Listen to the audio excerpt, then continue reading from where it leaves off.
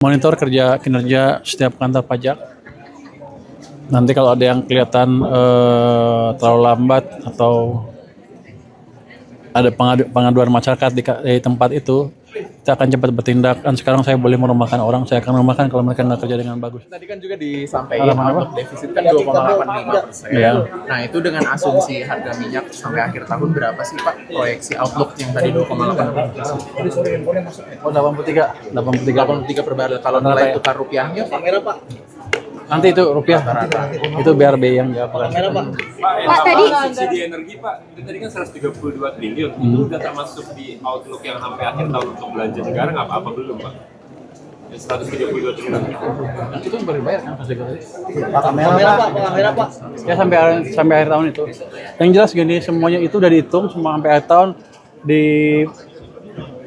ditentukan defisitnya hanya 2,85 dengan kondisi seperti sekarang. Tapi nanti kalau harga minyaknya turun lebih sedikit, terus juga nanti saya berhasil lebih bagus memperbaiki pajak dan bea cukai dan ekonomi membaik sesuai dengan prediksi kita, ada kemungkinan besar pendapatan pajak kita akan meningkat dan kondisi anggaran kita akan semakin membaik. Meningkat berapa Pak? Pak meningkat berapa? Pak, ada depan Proyeksi Pak. Bapak? Proyeksi kita kan yang itu sekarang tadi meningkatnya kan artinya itu batas yang paling atas segitu, defisitnya 2,85. Ada kemungkinan kita bisa turunkan ke bawah lagi tergantung dampak dari kebijakan yang baru kita jalankan kemarin kan. Kita taruh berapa uang 400 triliun kan di perekonomian, BI juga membantu, harusnya kita tumbuhnya akan lebih cepat lagi. Jadi kalau sedikit gangguan di bulan akhir Mei sampai Juni itu akan hilang, ekonomi akan lari lagi ke depan. Pak, ini katanya Himbara minta tenor soal SAL ini diperpanjang Pak, udah nyampe belum ke Bapak? Kan sudah saya kasih. Tenornya kata minta diperpanjang lagi Pak, Kamera, Pak. kalau bisa sampai 1 tahun. Kamera Pak. Lu enak aja dia. Jadi yang 200 triliun itu sampai akhir tahun. Yang 100 triliun 3 bulan sekali dilihat.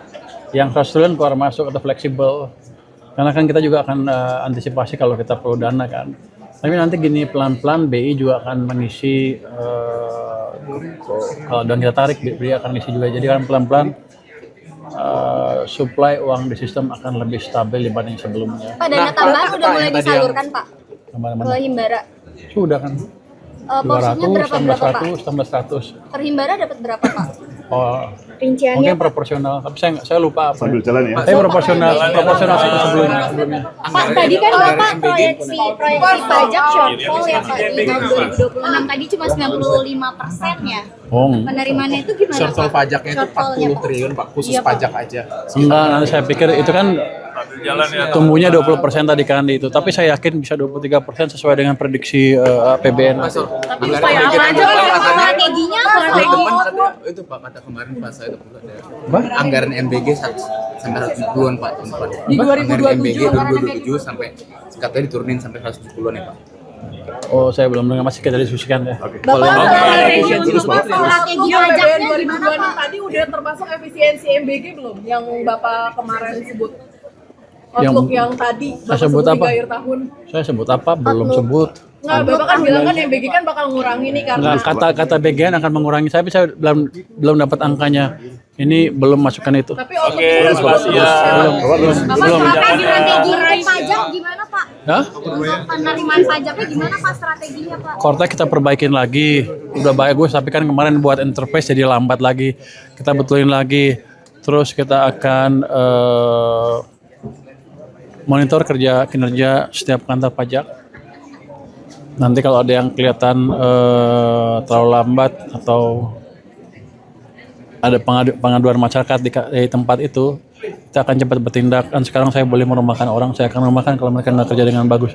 Tapi rata-rata sekarang udah lebih baik. Cuman tetap aja kalau ada yang tidak efisien atau agak balelo ya kita beresin. Bapak mau ngetes OSIX ya Pak? Pembiayaan kan naik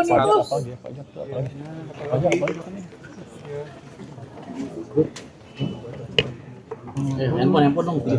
Jadi pajak itu, pajak online kan mau dikenakan tuh, bukan nggak dikenakan, biayanya nggak bayar sekarang suruh bayar sesuai dengan kewajibannya. Jadi itu yang bagus ya. Pak, boleh ceritain hasil pertemuannya kayak gimana Pak? Kok cepet banget Pak? Ya, pertemuan dengan Pak Menteri Purbaya, Menteri Keuangan, cepat karena beliau dari tadi ditelepon terus oleh Banggar, oleh Ketua Banggar Pak Said Abdullah. Karena hari ini kan pembahasan tentang perubahan-perubahan anggaran di kementerian dan lembaga badan. Sehingga kehadiran beliau ditunggu.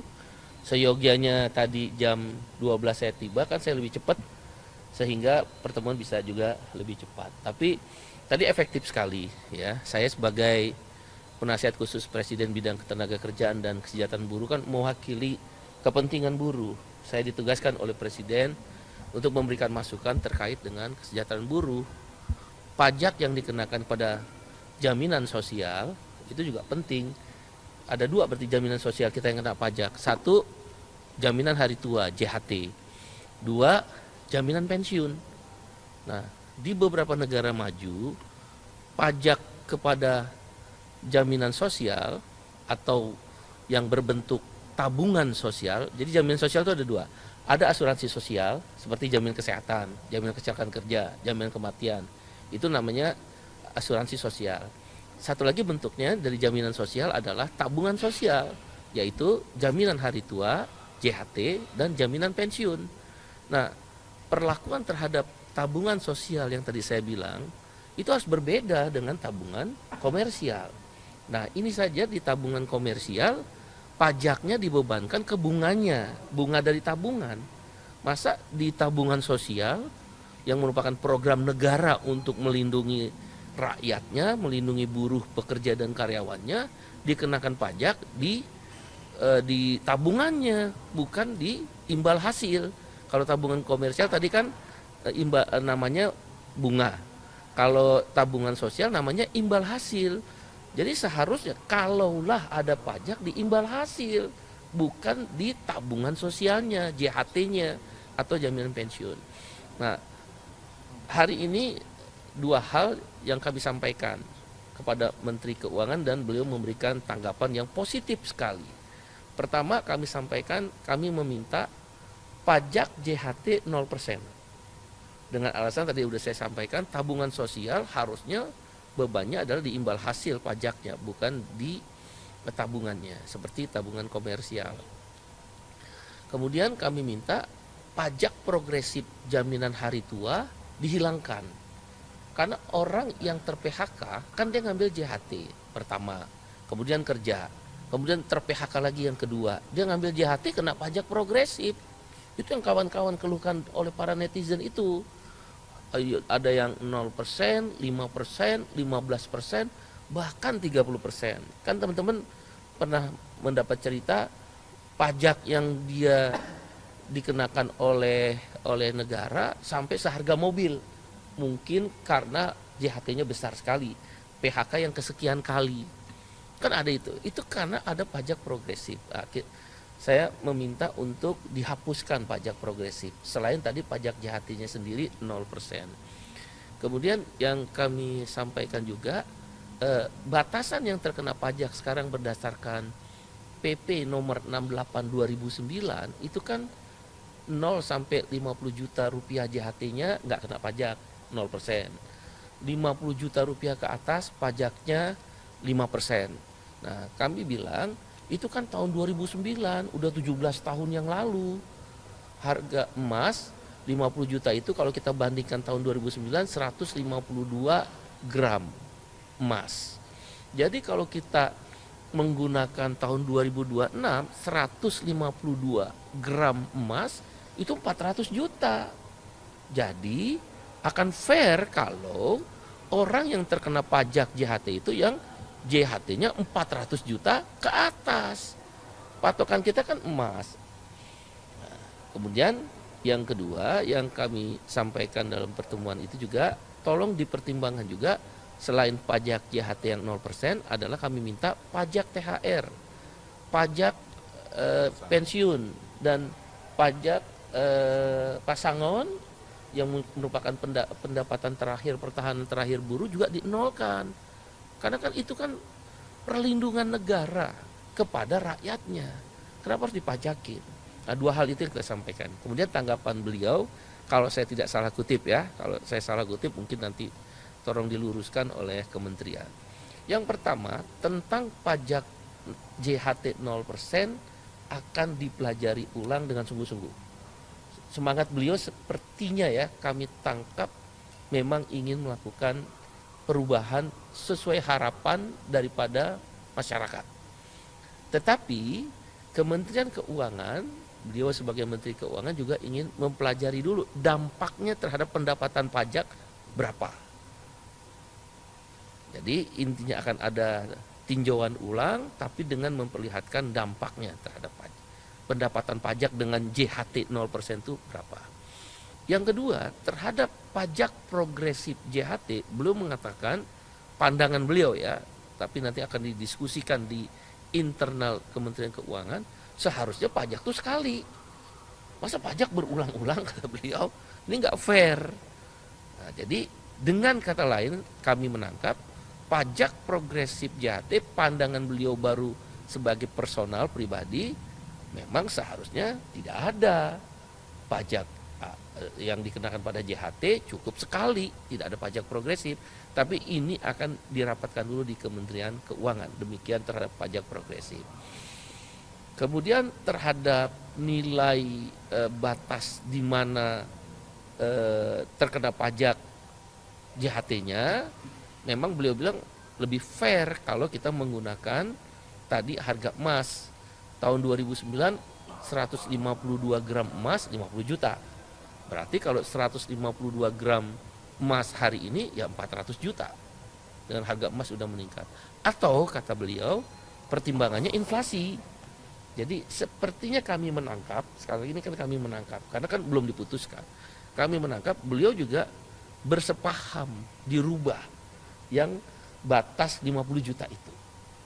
Ya, jadi saya ulangin kesimpulannya, kalau saya tidak salah tangkap terhadap jawaban-jawaban beliau, intinya Menteri Keuangan ingin mendapat menyerap aspirasi masyarakat, khususnya buruh, pekerja dan karyawan, memang harus dirubah terhadap pajak JHT.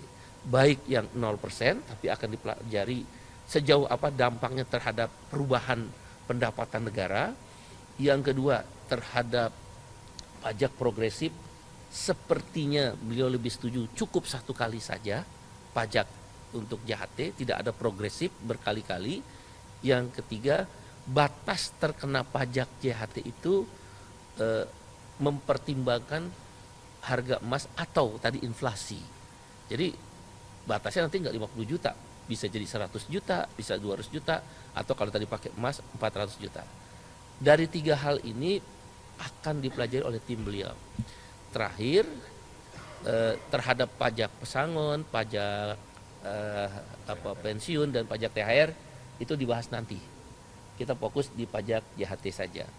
Dan terhadap peraturan pemerintah nomor 68 tahun 2009, kalau memang ini pajak JHT-nya dan pajak lainnya dirubah, maka peraturan pemerintah harus dirubah. Maka tugas saya setelah pertemuan ini menghadap Presiden untuk memberikan masukan, setidak-tidaknya melalui Wakil Ketua DPR RI, Profesor Sukmi Dasko Ahmad, Bang Dasko, biasa saya panggil, dan Pak Mensesnek, harus ada segera keputusan merubah PP nomor 68 tahun 2009, karena ini juga PP yang udah lama. Kita berterima kasih dengan Pak Menteri Keuangan, sangat positif, walaupun singkat sekali, karena harus ada pertemuan dengan Banggar, tadi diteleponin terus, tapi menjawab beberapa persoalan walaupun belum ada kepastian, karena nggak mungkin kan, karena pajak ini kan harus dihitung.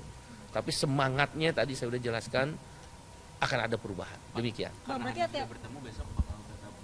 ada aksi nggak di depan Kemenkeu? Oh ya, aksi besok ini dipimpin oleh Saudara Suparno ini samping kiri saya dibatalkan karena sudah ada titik temu. Sudah ada good faith, itikat baik dari pemerintah, saya juga pemerintah, tapi di sini ada komunikasi yang baik antar pemerintah, walaupun saya setingkat menteri, tapi kan saya tidak punya kewenangan untuk menggerakkan kementerian dan kelembagaan. Tugas saya adalah makan lobby-lobby, meyakinkan, dan nanti melaporkan pada Presiden. Dengan demikian, aksi dibatalkan. Tadi saya sudah bicara dengan Bung Suparno, Bung Mujimin, dan Bung Iwan ya melalui si Buya, aksi dibatalkan. Pertemuan berikutnya Tapi ada pertemuan berikutnya nanti dengan Pak Menkyu berarti? Bang Ada. Oke. Pertemuan berikutnya ada, dari tim mereka akan bekerja. Mereka akan bertemu dulu dengan BPJS Ketenagakerjaan karena yang dibilang 95% di bawah 50 juta. Tadi kami jelaskan, itu kan karyawan kontrak yang misal kontrak 3 bulan dia keluar, dia ngambil JHT-nya. Jadi berkali-kali orang dihitungnya, ya kan? Atau dia pekerja informal, kan banyak pekerja informal juga ikut program JHT dari BPJS Ketenagakerjaan atau Jam Sostek. Nah, saya juga mungkin 2 hari ke depan saya akan bertemu dengan Ketua BPJS Ketenagakerjaan. Saya mah sederhana karena saya bukan kementerian kan, walaupun serikat menteri, nggak diterima saya tetap datang. Kalau nggak dikasih ya saya berdiri pintunya aja sampai beliau membukakan pintu. Karena ini buruh, rakyat, masyarakat kan membutuhkan keputusan yang cepat. Dan pesan Presiden Pak Prabowo Subianto kepada saya langsung, hindari sejauh mungkin PHK. Lakukan intervensi kebijakan dan kekuasaan kalau memang dibutuhkan oleh dunia usaha dan buruh. Kalaulah PHK tidak bisa dihindari, maka hak-hak buruh harus diberikan. Nah, JHT dan program jaminan sosial lainnya itu kan hak buruh termasuk pesangon. Presiden punya kepedulian. Presiden memberikan pesan jelas bahwa ideologinya, pandangan beliau sebagai Presiden Republik Indonesia melindungi segelap tumpah darah rakyat Indonesia. Hak-hak buruh, hak-hak rakyat harus diberikan. Dan negara harus berpihak, beliau mengatakan, kepada yang lemah, bukan yang kuat. Yang kuat tentu dia akan diberikan ruang yang sama, tapi melindungi itu adalah orang yang lemah. Kira-kira demikian. Kalau penghasilan buruh di kisaran berapa sih Pak JHT-nya itu? JHT-nya misal contoh buruh yang bekerja berapa tahun? No? Ente bekerja berapa tahun? 25 tahun. Ini kan masih kerja nih, 25 tahun. JHT-nya berapa kira-kira sekarang? JHT sekarang posisi di 80 juta. Nah, 80 juta. Jadi tadi saya bilang, tidak benar atau saya tidak yakin 5% buruh saja yang akan terkena pajak. Saya nggak yakin. Itu kan dia menghitungnya jangan-jangan 95% dan 5% itu dari jumlah buruh yang mengambil JHT. Tadi saya contohin Bapak Menteri, Pak, andaikan hari ini semua ngambil JHT, pasti berbalik 90% itu di atas 50 juta. Kayak kita semua nih, kalau hari ini ngambil JHT, pasti di atas 50 juta semua. Itu menghitungnya jangan-jangan akumulasi orang yang sudah mengambil JHT, yang lebih banyak mengambil JHT kan pekerja informal. Karena dia kan tidak bekerja panjang atau pekerja karyawan kontrak. Maka kelihatannya banyak 95%. Yang ngambil, yang punya 50 juta cuma 5%. Tapi kalau kita balik hari ini, PHK semua misal, atau ngambil JHT semua, pasti yang di atas 50 juta. Jadi sesungguhnya peserta BPJS Naker atau BPJS Jam Sostek yang di atas 50 juta lebih dari 80%. Tapi data ini saya konfirmasi dulu 2 hari ke depan lah dengan BPJS Naker. Jadi memberikan datanya sepertinya keliru. Jadi pajak itu cuma ketika ini ya Pak ya, dia mulai apa sih, buruh ini ikut JHT itu udah dipotong pajak ya Pak? Ya, pajak itu diakumulasi di akhir dia mengambil manfaat. Nah, yang dibilang pajak progresif itu kan kalau Anda mengambil berkali-kali. Ya kita kan juga maunya kerja panjang, tapi kalau kita di PHK kan kita ambil. Masa kita diam lagi supaya nggak ada pajak, nggak kena pajak JHT, kita kerja lagi, dipajakin lagi. Itu yang dibilang pajak progresif. Nah, Pak Menkyu bersepaham, pajak sekali dong, masa berkali-kali. Nah, gitu kira-kira. Oke, berarti agenda selanjutnya ketemu sama BPJS dulu ya? Kapan? 2 hari ke depan ya. Nih hari apa nih sekarang nih? Rabu, Kamis, Jumat lah ya. Kalau nggak Jumat, Senin depan saya akan minta bertemu dengan Ketua Kepala BPJS Ketenagakerjaan, ya, BPJS Naker. Ya, doainlah pokoknya. Seperti Pak Menko sih setuju dengan kita, cuma caranya gimana? Karena ini kan diatur dalam peraturan pemerintah. Memang saya harus ngadep presiden, saya tidak melalui Pak Supmi Dasko Ahmad dan Pak Mensesnek. Bang Said begini, ini kan mau diakomodir dulu ya, mau rapat dulu kan Kemenq. Katakanlah nanti hasilnya tidak sepenuhnya memenuhi apa yang ekspektasi dari Bang Said dan kawan-kawan, bagaimana? Ya kita akan berjuang terus. Kan memperjuangkan nilai-nilai kebenaran nggak berhenti sesaat hanya karena belum sesuai harapan. Kita akan lanjutkan perjuangan. Tapi saya sih nangkep tadi ya dari Pak Menkyu sederhana, misal pajak progresif, masa pajak berulang-ulang sih? Nah, berarti kan 1 dapat. 2, oh iya ya tahun itu 2009, 50 juta mungkin 2009 masih gede. Jarang orang yang dapat 50 juta. Sekarang mah tadi contohnya udah 80 juta. Lebih banyak orang yang dapat pajak. Nah, kami berkeyakinan negara hadir untuk melindungi rakyatnya. Demikian. Optimis akan mengakomodir Optimis. Makasih.